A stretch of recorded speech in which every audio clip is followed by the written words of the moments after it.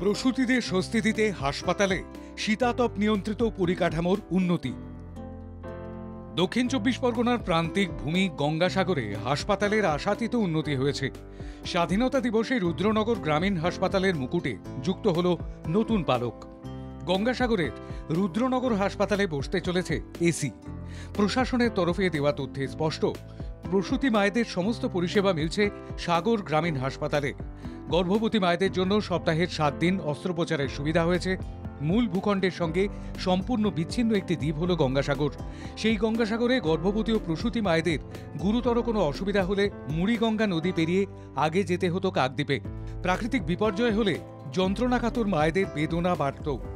সেজন্য গঙ্গাসাগরে স্বাস্থ্য ব্যবস্থা ঢেলে সাজানোর উদ্যোগ নেয় রাজ্য সরকার।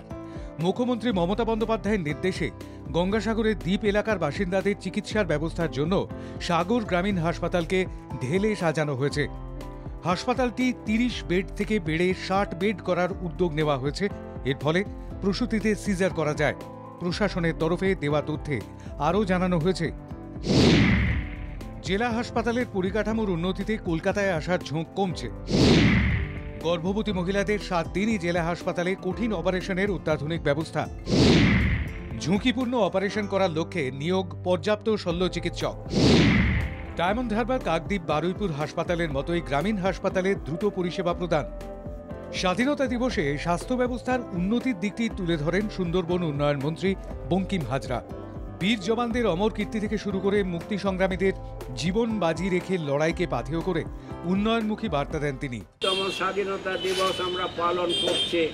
আমরা যা চেয়েছিলাম, আমরা স্বাধীনতা দিবসের প্রাক্কালে দাঁড়িয়ে আমরা যা চেয়েছিলাম আমরা তা পাইনি। করে যারা ভারতবর্ষের সার্বভৌমত্ব রক্ষা করছে তাদেরকে আমি হাজারো হাজারো সেলাম জানিয়ে আমি আমার বক্তব্য এই জায়গায় শেষ করছি।